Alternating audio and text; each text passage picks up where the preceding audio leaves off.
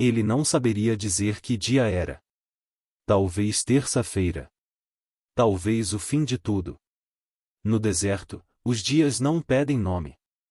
O sol sobe, o sol cai, e o tempo se arrasta como um animal ferido, deixando rastro de poeira e silêncio. O calendário não sobrevive muito tempo ali. Queima junto com o resto das coisas que um homem já foi.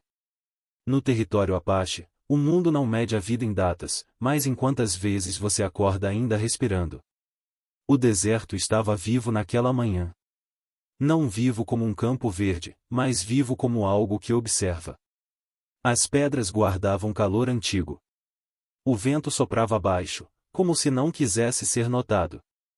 Ele caminhava devagar, rifle apoiado no ombro, seguindo marcas recentes no chão duro. Sangue. Gotas espaçadas, escuras, secando rápido sob o sol. Sangue de veado, pensou.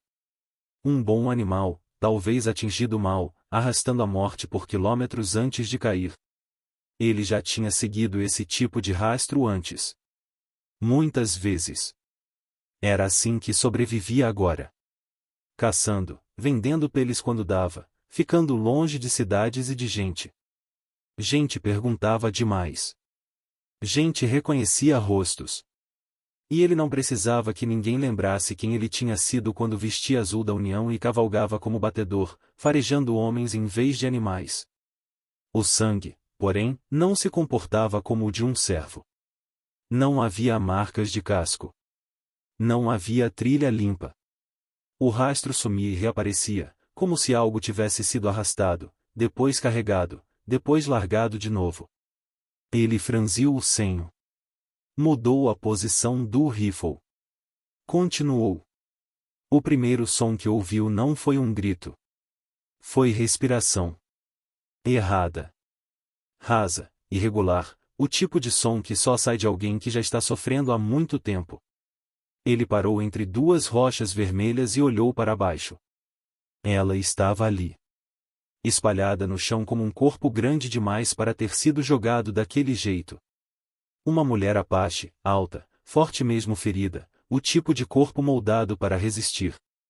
Uma perna presa em uma armadilha de ferro. Não uma armadilha de caçador comum, mas uma monstruosidade de dentes largos, cravados fundo na carne. A corrente grossa estava fixada a uma rocha enorme, impossível de mover sem ferramentas ou vários homens. O sangue ao redor da perna já estava escuro, misturado com areia e poeira. Havia marcas de tentativas. Arranhões no chão. Unhas quebradas. Ela tinha lutado contra aquilo por horas, talvez dias. Na mão direita, uma faca. Não uma lâmina bonita. Algo simples, funcional, mas afiado o bastante para matar. O braço tremia de exaustão, mas os olhos estavam firmes. Negros, duros, queimando ódio e decisão. Não havia súplica neles. Nem medo. Apenas cálculo. Ela disse algo em Apache quando ele deu um passo à frente. Uma palavra curta, como um aviso. Ele conhecia poucas palavras daquele idioma, mas aquela ele reconheceu. Inda. Homem branco. Ele parou. Levantou as mãos devagar, deixando o rifle escorregar para trás, longe do alcance imediato. Já tinha visto homens naquela situação. Muitos imploravam. Muitos choravam. Alguns enlouqueciam. Ela não. Ela olhava como quem decide se vai cortar a garganta de alguém ou a própria. A armadilha rangia levemente cada vez que ela se movia. Ele se aproximou mais um passo e finalmente entendeu. Aquilo não era para animais. Nenhum caçador colocaria algo daquele tamanho para cervos ou ursos comuns. Aquilo era feito para pegar gente. Para pegar pessoas tentando fugir. O estômago dele se contraiu. Janízaros, pensou. Caçadores de escravos. Homens sujos, meio mexicanos, meio índios renegados, que viviam roubando mulheres e crianças Apache para vender ao sul. Ele já tinha visto esse tipo de armadilha antes, durante a guerra. Já tinha visto o que faziam com quem caía nelas. E se ela estava ali, significava que eles não deviam estar longe. O deserto ficou ainda mais silencioso. Ele pensou em dar meia volta. Pensou com força. Pensou no quanto a vida dele seria mais simples se fingisse que nunca tinha visto aquilo. Pensou que ela provavelmente morreria ali, de infecção ou sede, mas que isso não seria problema dele. Não mais. Então pensou na casa queimada. Veio sem pedir licença. A imagem sempre vinha assim. Madeira negra, telhado caído, cheiro de coisa morta no ar. Duas cruzes improvisadas atrás do que restou da cerca. Sua mulher. Sua filha. 7 anos apenas. Mortas enquanto ele rastreava estranhos em nome de um país que não devolveu nada em troca. Ele engoliu seco. A mulher na armadilha se mexeu, a faca erguendo um pouco mais. Se ele desse mais um passo, ela atacaria. Não porque achava que venceria, mas porque não aceitava morrer sem lutar. Calma, disse ele, em voz baixa, mantendo distância. Não vim te machucar. Ela respondeu algo que não precisou de tradução. O tom dizia tudo. O corpo dela, porém, estava cedendo. A respiração falhou por um instante. A mão com a faca tremeu mais forte. O sangue continuava escorrendo, lento e insistente. Ele sabia abrir armadilhas. Já tinha feito isso antes, com ursos. Mas aquela estava velha, enferrujada, dura. E abrir significava se ajoelhar. Ficar vulnerável. Entregar o pescoço a alguém que tinha todos os motivos para odiá-lo. Por um segundo, ele teve certeza de que morreria ali. Ainda assim, deu mais um passo. Depois outro. Ajoelhou-se diante da armadilha, sentindo o calor da pedra subir pelos joelhos. Estendeu a mão para o mecanismo de ferro, pesada, fria apesar do sol. Ela não atacou. Os olhos dela seguiram cada movimento dele, atentos, ferozes. Esperando o erro. Esperando o momento certo. Enquanto os dedos dele tocavam o metal, ele soube. Soube com uma clareza amarga que não sentia havia anos. Ao abrir aquela armadilha, algo nele também seria aberto. Algo que ele vinha mantendo fechado desde que enterrou os mortos em Missouri. Ele respirou fundo, firmou as mãos no ferro e começou a forçar. E o deserto observou, em silêncio. A armadilha não cedeu fácil. O ferro gemeu sob o peso do corpo dele, rangendo como se tivesse fome. Era velha, pesada, manchada de sangue antigo e sangue que não era dela. Quando finalmente os dentes se abriram, o som ecoou seco entre as pedras. A mulher arquejou. Foi o primeiro som de dor real que ele ouviu dela. Curto, contido, como se até a agonia fosse algo que ela se recusava a entregar. A perna saiu da armadilha num movimento errado, carne rasgada se desprendendo do metal. O sangue voltou a correr vivo, quente, espesso. Ele arrancou o lenço do pescoço e apertou acima do ferimento, puxando com força até os dedos ficarem brancos. Ela mordeu o próprio antebraço. Não gritou. Nem um som. Vai sangrar menos, disse, mais para si mesmo do que para ela. Ela observava tudo com aqueles olhos atentos, a faca ainda firme na mão, embora o braço já não obedecesse como antes. Ele sabia que não podia ficar ali. A armadilha aberta era um sinal gritante. Quem tivesse colocado aquilo voltaria. Sempre voltavam. Com cuidado, ele a ergueu.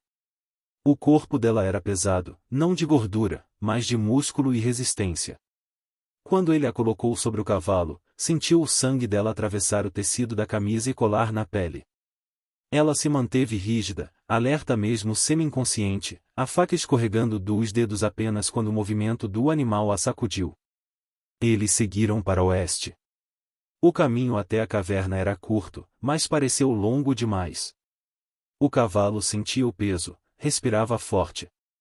O sol subia rápido, e o cheiro de sangue se espalhava no ar seco. 2 vezes ele parou, desmontou e examinou o chão. Na segunda, viu o que temia. Rastros frescos. 4 cavalos. Ferraduras diferentes. Lentos, metódicos. Caçadores. Ele montou de novo sem perder tempo. Forçou o animal. Não olhou para trás. A caverna não era nada além de um rasgo na rocha, uma saliência profunda o suficiente para esconder um homem, um cavalo e alguém que mal se mantinha viva. Havia água escorrendo de uma fenda na pedra, pouca, mas limpa. O bastante para não morrer de sede. Ele a deitou no chão, sobre a manta, e só então teve tempo de olhar direito para a perna. O estrago era pior do que parecia. Os dentes da armadilha tinham esmagado o músculo até quase o osso. A carne ao redor estava inchada, quente, com veias escuras serpenteando sob a pele. Infecção. Já. Não era questão de se, mas de quando. Ela estava febril. Tremia agora, apesar do calor do deserto. Ele acendeu o fogo pequeno, protegido da vista externa. Ferveu água. Limpou a faca. A própria faca dela. Aquilo pareceu certo, de algum modo. Quando voltou para junto dela, os olhos estavam semicerrados, mas atentos o suficiente para entender o que ele pretendia fazer. Ela balançou a cabeça uma vez, lenta. Um aviso. Se não fizer isso, você perde a perna, disse. Ou a vida. Ela respondeu algo em Apache. O tom não era de medo. Era de desafio. Ele colocou um pedaço de couro entre os dentes dela. Ela aceitou. Não por confiança, mas por pragmatismo. Quando a lâmina entrou, a carne cedeu com um som úmido. O cheiro veio em seguida. Podre. Ele drenou o pus, limpou o que pôde, os dedos firmes apesar do estômago revirar. Ela arqueou o corpo inteiro uma vez. Os olhos se encheram de lágrimas que não caíram. Os dentes afundaram no couro. Nenhum grito. Quando terminou, as mãos dele tremiam mais do que as dela. Ele enfaixou a perna com cuidado, apertando o suficiente para conter o sangramento sem cortar circulação. Depois recuou, sentou-se contra a parede da caverna, rifle atravessado nos joelhos. Ela apagou pouco depois. A febre veio pesada durante a noite. Ela falava em Apache, palavras quebradas, nomes repetidos. Às vezes suaves, às vezes cuspidas com raiva. Ele reconheceu o tom da perda. Já tinha ouvido homens falarem assim antes de morrer. Já tinha falado assim também, em noites que ninguém testemunhou. Ele se perguntou, enquanto ouvia, se tudo aquilo valia a pena. Se valia a pena arriscar a própria vida por alguém que, assim que tivesse força, talvez o matasse sem hesitar. Alguém que tinha todo o direito de odiá-lo pelo que ele era e pelo que já tinha feito. Ele fechou os olhos por um instante e viu os rostos que não voltavam. Abriu de novo. O fogo ainda ardia abaixo. A mulher respirava, difícil, mas respirava. Ao amanhecer do terceiro dia, ele viu a poeira no horizonte. 4 pontos escuros recortados contra o céu claro. Cavaleiros. Movendo-se devagar, varrendo a terra como cães farejando carne. Ele sentiu algo endurecer dentro do peito. A caça não tinha terminado. Ele checou o rifle. Contou munição. Pensou em posições. Pensou em quantos conseguiria levar antes que o levassem também. Foi então que ouviu a voz atrás dele. Por que você me salvou? Era inglês. Claro. Direto. Sem acento forte, mas com firmeza. Ele não se virou. Continuou observando a distância. Não sei, respondeu. Silêncio. Você já matou Apache antes, ela disse. Não era pergunta. Ele engoliu seco. Sim. Quantos? 4 que eu sei. Talvez mais. Outro silêncio, mais pesado. Quando ela falou de novo, havia algo diferente no tom. Não perdão. Não raiva. Apenas verdade. Eu também matei homens brancos. Soldados. Eles mataram meu marido. Ele finalmente se virou. Ela estava sentada, apoiada na parede da caverna, o rosto magro pela febre, mas os olhos afiados como antes. Dois sobreviventes se olhando sem mentiras. Antes que ele pudesse responder, algo se moveu na crista da colina. Não eram os caçadores. Eram outros olhos. Observando a caverna. Eles não anunciaram a chegada. Não houve grito, nem disparo, nem o estalo descuidado de um galho. Apenas estavam ali quando a luz cinza do amanhecer começou a empurrar a noite para fora do deserto. Homens surgindo das pedras como se sempre tivessem feito parte delas. 12, talvez mais. Alguns com rifles antigos, outros com arcos. Todos em silêncio absoluto. O protagonista os viu antes que entrassem no alcance do rifle. Viu a maneira como se moviam, e não como soldados, mas como água escorrendo entre fendas. Apache. Guerreiros de verdade. Ele não pensou muito. Pensar demais costumava matar homens. Deixou o rifle no chão da caverna, empurrou-o com o pé para longe e saiu com as mãos erguidas. O corpo tenso, mas o rosto neutro. Não havia vantagem em parecer corajoso. Só havia necessidade de parecer inofensivo o suficiente para manter a mulher viva. Ela se mexeu atrás dele, tentou se levantar. Ele sentiu, sem olhar, o esforço inútil. Fique, e murmurou. Os guerreiros se espalharam, formando um semicírculo. Nenhuma arma apontada diretamente. Isso inquietou mais do que se estivessem gritando. Então o mais velho avançou. Ele devia ter mais de 60 anos. O cabelo grisalho preso atrás da cabeça, o rosto marcado por linhas profundas que não vinham apenas da idade, mas de decisões tomadas e mantidas. Usava marcas de homem de medicina no rosto e carregava um rifle gasto, não como ameaça, mas como extensão do corpo. Quando os olhos do velho pousaram na entrada da caverna e encontraram a mulher sentada, pálida, ferida, algo passou por sua expressão. Alívio. Depois raiva. Ele falou em Apache. A voz baixa, firme. Ela respondeu, igualmente contida.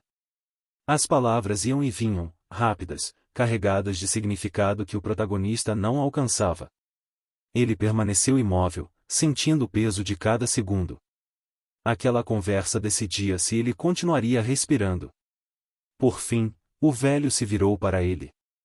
Você tocou nela e disse, em inglês marcado, mas claro. Não havia acusação na voz. Havia constatação. Para tratar o ferimento, e respondeu ele. Mais nada. O velho observou por um longo momento. Olhos escuros, atentos, medindo não só o homem, mas o que havia dentro dele. Você salvou a vida dela. Qualquer um teria feito isso. O velho balançou a cabeça lentamente. Não. A maioria teria ido embora. Ou feito pior. Ele deu um passo à frente. Os guerreiros não se moveram. Você ficou 3 dias. Deu água. Tirou o veneno da ferida. Protegeu ela dos caçadores. O protagonista sentiu o estômago afundar. Aquilo não soava como agradecimento. Pela nossa lei, e continuou o velho, quando um homem salva a vida de uma viúva, toca seu corpo para curá-la e permanece com ela sozinhos, ele assume responsabilidade. A palavra caiu pesada. Responsabilidade. Que tipo de responsabilidade? Perguntou ele, embora já suspeitasse. Pela honra dela. Pela proteção dela. Pelo lugar dela entre nós. Ele entendeu. Está dizendo que eu não posso simplesmente ir embora. Estou dizendo que, se for, ela será marcada. A mulher falou algo rápido em Apache. Havia raiva ali. O velho levantou a mão, silenciando-a sem esforço. Ela não poderá se unir a outro homem. Será vista como abandonada. Um peso para a família. O deserto pareceu se fechar ao redor deles. Não vamos matar você, disse o velho, como se estivesse esclarecendo um detalhe pequeno. Mas você carregará isso. Saberá o que fez. O protagonista respirou fundo. Olhou para a mulher. Ela observava com atenção crua, sem pedir nada, sem implorar. Apenas esperando. O que você quer? Ele perguntou a ela, direto. Ela demorou a responder. Quando falou, foi com cuidado. O que eu quero não importa. Importa para mim. Isso a fez erguer as sobrancelhas, surpresa contida. Ela disse algo ao velho. Ele fez um som baixo, quase aprovação. Os homens que me prenderam, e ela continuou, agora em inglês, ainda estão lá fora. Eles caçam meu povo. Mulheres. Crianças. Se você ficar, você se torna parte disso. Parte da minha família. Parte do que eles odeiam. Ela o encarou. Se for embora, você vive. Sozinho. Seguro. Seguro. A palavra soou estranha. Quase ofensiva. Ele pensou na vida que vinha levando. Em acordar todo dia sem motivo. Em fugir de lugares antes que criassem raízes. Em sobreviver por pura teimosia. Olhou para o velho. E se eu ficar? Você aprende nossas leis, respondeu ele. E vive com as consequências. Não havia promessa de felicidade. Não havia garantia de sobrevivência. Apenas verdade. Ele assentiu uma vez. Eu fico. A mulher olhou com atenção renovada. Não gratidão. A avaliação. Não fico por causa da sua lei, acrescentou ele. Fico porque devo. O velho sustentou o olhar por um instante longo. Então inclinou a cabeça. A razão não importa. A ação, sim. Eles começaram a se mover. Um dos guerreiros trouxe um cavalo. Outro ajudou a mulher a se levantar com cuidado. O protagonista seguiu entre eles, sentindo algo mudar ao redor. O acampamento ficava num vale protegido, discreto, quase invisível para quem não soubesse onde olhar. Pequenas estruturas espalhadas, fáceis de abandonar. Nada de grandioso. Apenas o necessário para viver e desaparecer. Ao cruzar os limites do lugar, ele sentiu o peso real da escolha.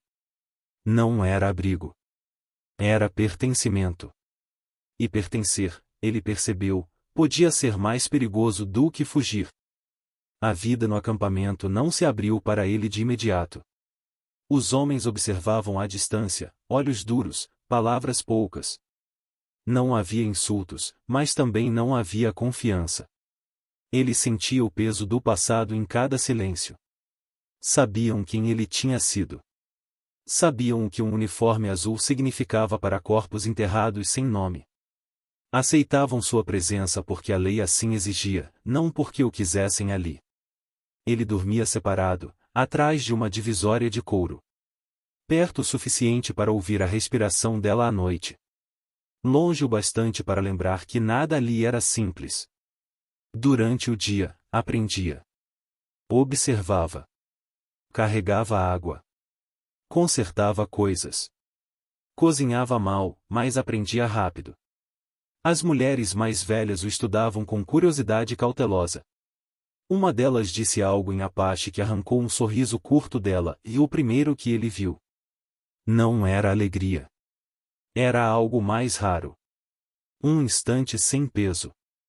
A perna dela melhorava devagar. O ferimento fechava, mas deixava marca. Ela mancava um pouco, recusando ajuda quando podia.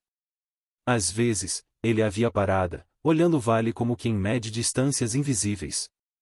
Às vezes, ela o observava também, como se tentasse decidir que tipo de homem ele era agora. Não falavam muito. Não precisavam. O que crescia entre eles não era romance. Era reconhecimento. Dois sobreviventes, atentos ao mesmo mundo quebrado. Foi no 10º dia que tudo quebrou de novo. O ataque veio rápido e limpo, como tudo que os janízaros faziam. 3 mulheres e 2 crianças estavam no caminho da água quando os cavalos surgiram do nada. Cordas. Gritos abafados. Poeira. Quando os guerreiros chegaram, só restavam marcas no chão e um silêncio errado. Deixaram uma mensagem. Uma pedra lisa, virada para o sol, com palavras riscadas em espanhol torto. Devolvam a viúva. Ou as crianças serão vendidas. O acampamento ferveu em raiva contida. Os jovens queriam sangue imediato. Rifles nas mãos, planos rápidos demais para sobreviverem ao primeiro disparo inimigo. Os mais velhos pediam cautela. Os janízaros tinham armas boas, cavalos descansados. Um ataque frontal custaria crianças de um jeito ou de outro. Ela se levantou no centro do círculo. É por minha causa, disse. Eu vou. As palavras caíram como pedra. Ele falou antes de pensar. Não. Todos os olhos se voltaram para ele. Eles querem algo de valor, e continuou. Eu sou branco. Vivo. Valho mais do que uma mulher apache ferida. O velho homem de medicina o encarou, avaliando. Você quer se entregar? Quero trocar, e respondeu. Um homem por 5 vidas. Ela se aproximou, segurou o braço dele com força. Você vai morrer. Talvez, disse ele. Mas crianças não deveriam pagar por escolhas de adultos. Ela olhou como se quisesse memorizar cada linha do rosto dele. Por quê? Perguntou, baixo. Você não deve nada a eles. Não, e respondeu. Mas devo a você. E você morreria por eles. Então é isso que eu faço. Ela apertou mais forte. Por um segundo, ele achou que ela fosse bater nele. Em vez disso, puxou-o para perto e sussurrou, feroz. Volte. Você me ouve? Não se atreva a me salvar para morrer como um idiota. Ele quase sorriu. Não planejo isso. Ela beijou a testa dele com força desesperada e se afastou. Ele caminhou sozinho até o acampamento inimigo, mãos erguidas, desarmado. Não era coragem. Era cálculo. Eles não esperariam alguém se oferecendo. O líder deles era um mestiço de cicatriz profunda no pescoço, usando um casaco de cavalaria roubado. Sorriu como quem encontra ouro no deserto. O famoso protetor dos apaches, disse. Veio se render. Troca, e respondeu ele. Eu por eles. O homem riu. Um homem por 5? Você me vende por mais, disse ele. Minas, ranchos. Um branco saudável vale mais do que crianças famintas. Ganância venceu rápido. Aceito, e disse o líder. Mas ficamos com uma criança. Garantia. Não, respondeu ele. Todas. Silêncio pesado. O líder abriu a boca para responder quando algo se moveu nas pedras ao redor. O protagonista se jogou no chão no mesmo instante. O mundo explodiu. Rifles dispararam de cima. Flechas cortaram o ar. Gritos. Poeira. O líder caiu com um tiro no peito. Outro homem rodou e caiu com uma flecha no pescoço. O protagonista rolou, agarrou um revólver no chão e atirou quase sem mirar. Não houve formação. Não houve ordens. Os apaches atacaram como tempestade. Rápido. Preciso. Brutal. 2 minutos de violência pura. Quando terminou, 14 corpos jaziam no chão. 3 homens vivos, rendidos. Do lado apache, 2 mortos. 5 feridos. O protagonista sentiu a dor tarde demais. Uma faca tinha aberto seu abdômen. O sangue escorria quente, demais. Ele caiu de joelhos. Ela estava ali. De repente. As mãos nela, pressionando o ferimento. Seu tolo, e disse, a voz quebrada. Seu absoluto tolo. Pegamos as crianças, e murmurou ele. E quase se matou fazendo isso. Ainda não. Ela tremia. As mãos tremiam enquanto trabalhava, rápido, preciso. A primeira vez que ele a viu com medo. Não morra, sussurrou ela. Você não tem esse direito. Enquanto o sangue escorria pelos dedos dela, ele entendeu. Algumas escolhas não permitem retorno. A recuperação foi lenta. Dolorosa. Sem heroísmo algum. O corpo dele levou semanas para aceitar que não ia morrer. A ferida fechou mal, deixando uma cicatriz torta que puxava quando ele se movia errado. Caminhar voltou primeiro. Correr, não. O médico do povo disse pouco, como sempre. O corpo aprende quando é hora de parar. Ele aprendeu.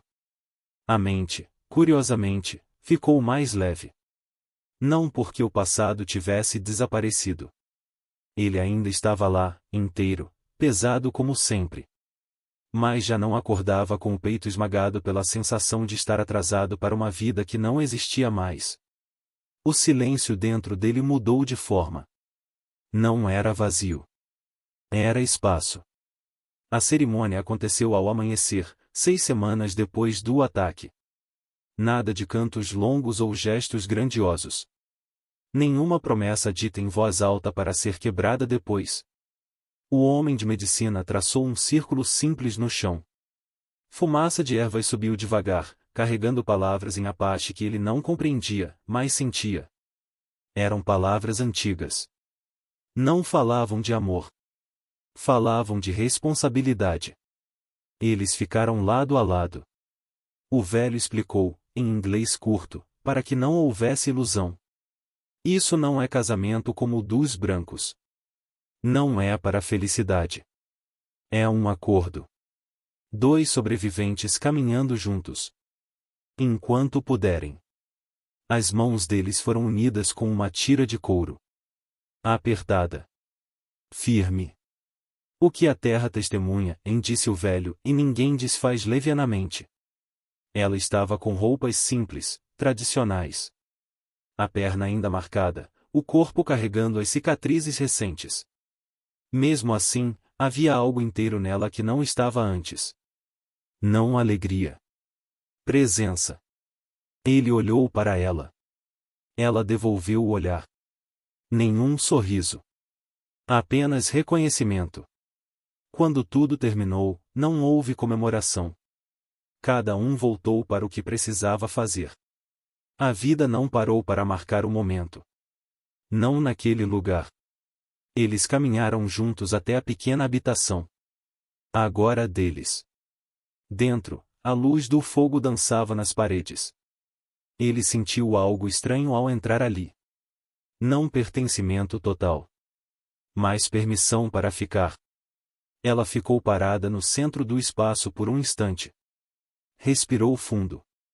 Depois começou a desfazer os laços do vestido, devagar, sem cerimônia. Eu não sei como fazer isso, e disse, sem olhar para ele. Com alguém que não é. Ela não terminou. Ele se aproximou, com cuidado, como quem se move perto de um animal ferido que escolheu não fugir. A gente aprende, disse. Como todo o resto. Não houve pressa. Nem urgência. O que houve foi necessidade quieta. Corpos que sabiam o peso da ausência e, ainda assim, escolhiam estar ali. Quando se deitaram juntos, não foi para esquecer o que perderam. Foi para lembrar que ainda estavam vivos. O amanhecer veio suave. Ele acordou com o cheiro de pão assando. Abriu os olhos e a viu se movendo pelo espaço com a naturalidade de quem sempre esteve ali. Não havia muralhas no olhar dela agora. Apenas vigilância tranquila. Você fala no sono, disse ela, sem se virar. Digo coisas ruins? Não. Só seu nome. Ela lhe entregou o alimento. Ele segurou a mão dela por um instante. Nada foi dito. Lá fora, o acampamento despertava. Crianças corriam. Mulheres conversavam. Homens preparavam o dia. Vida normal, frágil, insistente. Ele sabia que aquilo não duraria para sempre. Soldados voltariam. Escravistas se reorganizariam. O deserto continuaria cobrando seu preço. A terra não perdoava. Não esquecia. Mas, pela primeira vez em anos, ele não estava apenas esperando o próximo golpe. Tinha algo para defender. Não por bandeira. Não por glória. Não por redenção. Por ela.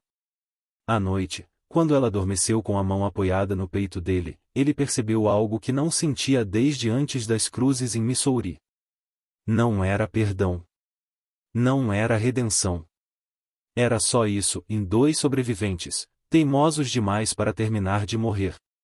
Ele não se tornou um homem melhor. Apenas parou de morrer por dentro. Se essa história te fez sentir o peso das escolhas, da perda e da sobrevivência, deixe seu like, comente o que você faria no lugar dele e se inscreva no canal para mais histórias cruas do Velho Oeste, em onde ninguém sai ileso, mas alguns ainda encontram algo pelo qual viver.